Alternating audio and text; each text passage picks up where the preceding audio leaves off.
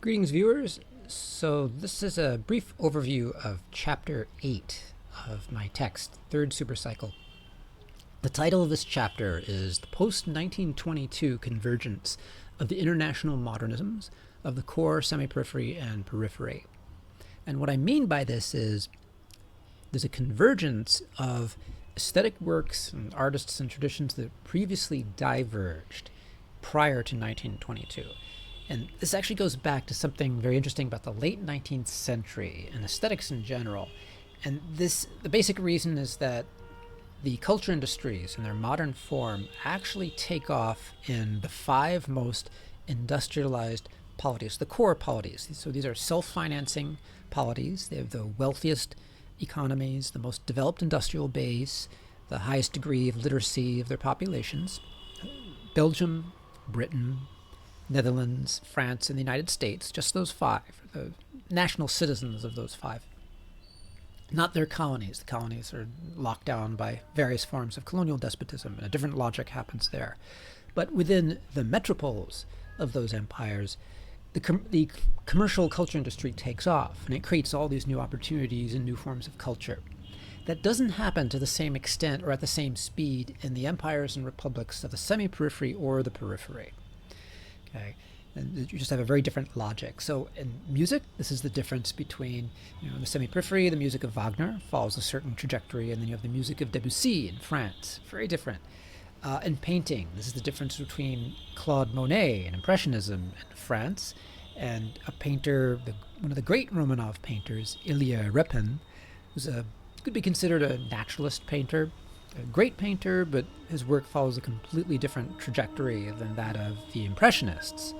So this is a genuine structural difference, and it's not that one is better than the other, it's just that these two fields diverged slightly. Okay, the developments in one didn't really translate too well to developments in the other. And it's also allowed for certain forms of culture to appear which had no equivalent in the other zone. Famous example, Jules Verne and science fiction. That flourishes in the core polities, but there's not really a science fiction culture. It's very, very nascent and intermittent.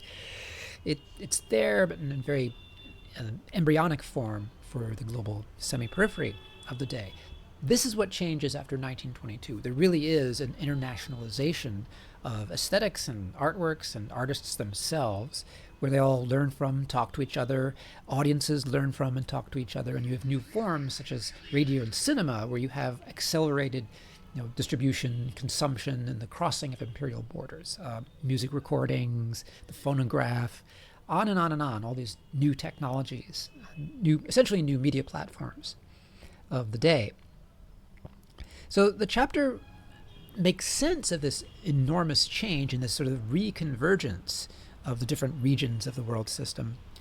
And it uses the concept of international dispositions to explain this. And I actually borrow this from Pierre Bourdieu's notion of the cultural disposition. He uses it in the context of fields and habitus, and has its own complex sociological meaning.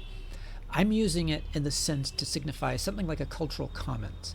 And so my argument is these dispositions are the totality of the official institutions, the informal practices, and the international audiences which intermediated the flows of aesthetic commodities across imperial and international borders. So these are all kinds of complex flows. In my previous podcast, I mentioned some of the most important of these people, which were a new class of music producer who would literally go to one of the port cities to hunt down for talented artists who are making a name for themselves. And they would press a record, get them into the studio, and then sell the record back in France or into the German audience, to an American audience, to a British audience, and so forth.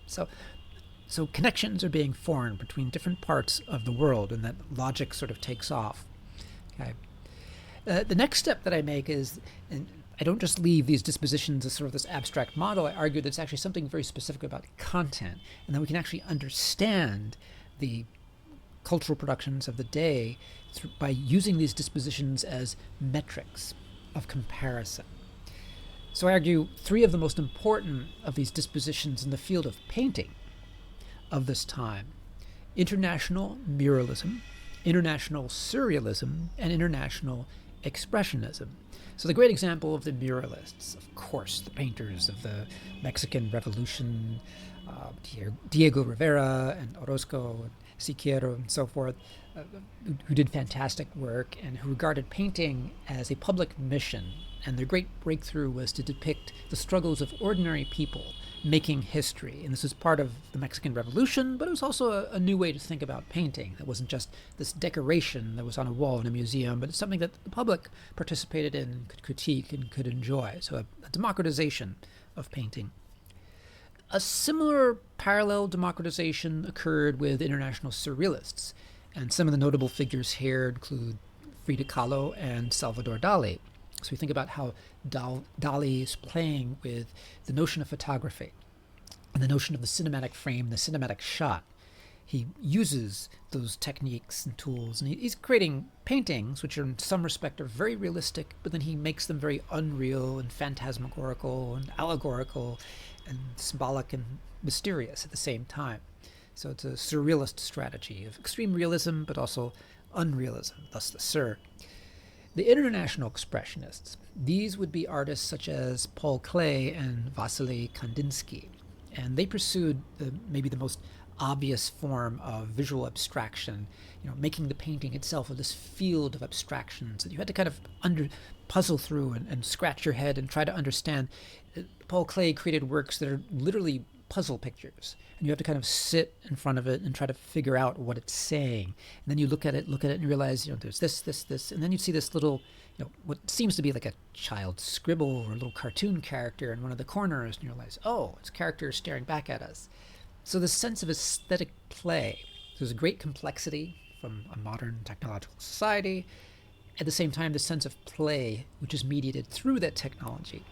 Now, if that sounds a little bit like the Disney animation of the 20s and 30s, that's exactly what it is. There's actually a very interesting connection between the expressionists, the painterly expressionists, and the Disney cartoons, the very best of them being created at this time. There's a secret consonance there. They're sort of on the same page, and something interesting, something parallel is happening in both spaces. And you can argue that some of the animators were themselves expressionists to a certain extent.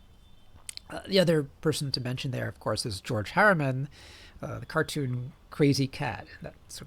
That's the interesting bridge, because the cartoon strip is something. It's periodical. It's for the commercial newspaper, which is advertisement supported. So it's entirely commercial art form, and yet there's this sense of surreal play.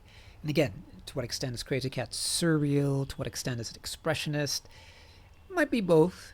And there's a muralism at work in it as well. When you think about how icons and figures are drawn and used. Harriman was a brilliant artist, so he's borrowing from a lot of different things.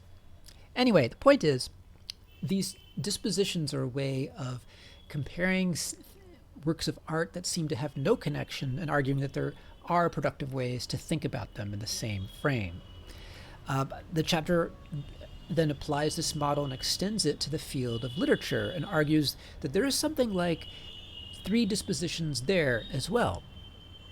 Most obviously a kind of international literary realism, an international literary surrealism, and an international literary expressionism. And I argue that there's actually examples of these. So the realists would include some of the famous writers, Thomas Mann in German, Anton Hansen Tamsara in Estonian, Valerian Pidmohilny in Ukrainian, Ismat Chugtai in Urdu.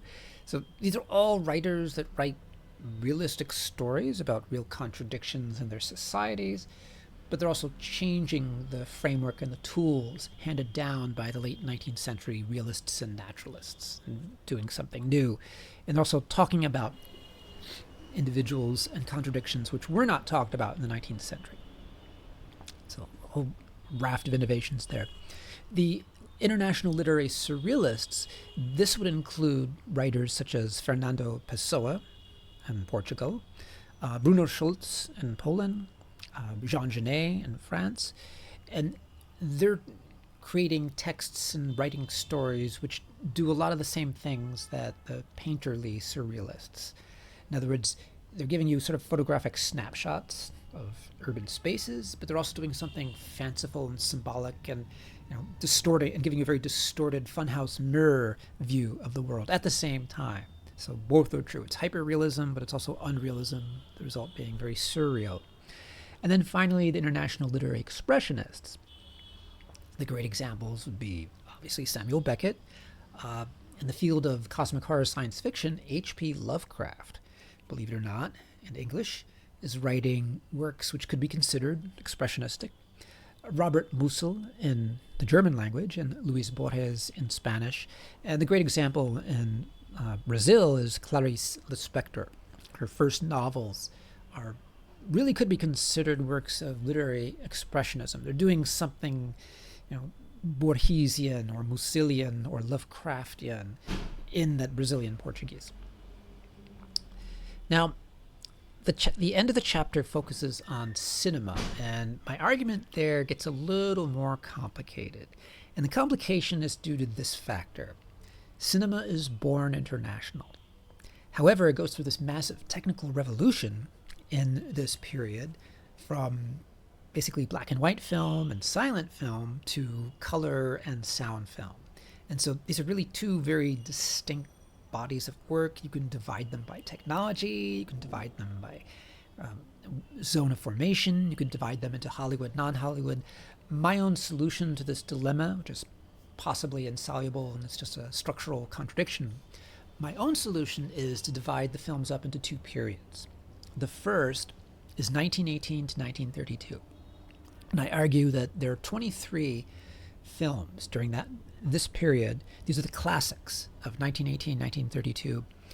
And the best way to understand them is that they actually follow the model of painterly and literary internationalization. So all these categories I mentioned previously. So there is something like a cinematic realism, there's a cinematic surrealism, and a cinematic expressionism. So the realists, two of the best examples here, Sergei Einstein's Battleship Potemkin, very much a realist thriller aboard a ship, and Alexander Dovzhenko's Earth, set in a Ukrainian village. Both are entirely realistic. They're about real people, real contradictions. They're not doing anything outlandish in terms of storyline or narrative, but they're also changing the way that film works. And both are very, very powerful innovations for their time. The cinematic surrealists, the obvious examples would be Charlie Chaplin and Buster Keaton. So the slapstick humor and the conjunction and the comedies and chase sequences, these follow a very surreal logic. And for international cinematic expressionism, Fritz Lang's Metropolis and also Dziga Vertov's Man with a Movie Camera. Now, that model has some applicability to the period 1918, 1932, and it starts to break down after that. And so I argue that when thinking about the period from 1933 to 1945, instead of the three dispositions, we should actually think about a different set of contradictions. And so the dispositions become not these institutions per se, they become geopolitical contestation itself. So 19 of the most realized films and film fragments produced between 1933 and 1945 are not marked by these three dispositions I mentioned previously. They're marked much more by the clash between planetary democracy and planetary despotism. There's a fight between those two things. And early on, the despotism seemed to be winning, and at the very end, the democracy counters and answers and fights back. The most interesting feature of these 19 films and film fragments is that they're dominated by productions from the United States. In fact, 14 of these 19 the films and fragments were produced in the United States, and the most common genre amongst these was the New Deal comedy. Most famously the Marx Brothers films, but there were others of the time. And partly that's conjunctural because this is a period marked by the catastrophe of the Great Depression. So audiences were seeking entertainment and wanted to be entertained and forget the horrible things that were happening to the world and the, what later became the beginning of World War II. So they wanted to forget that and escape and enjoy themselves for a night. So that explains some of it. But the real reason is that Hollywood becomes this template for a new kind of aesthetic internationalization. And this is true not just of the New Deal comedies. This is also true of some of the great filmmakers at this time. And I do a close reading of Orson Welles' Citizen Kane, arguing that this is actually one of the great examples of this logic of a democratization of cinema that's actually in tune, it's sympathetic and aligned with the kind of the popular front fight for democracy which takes place during the Second World War. So, stop there.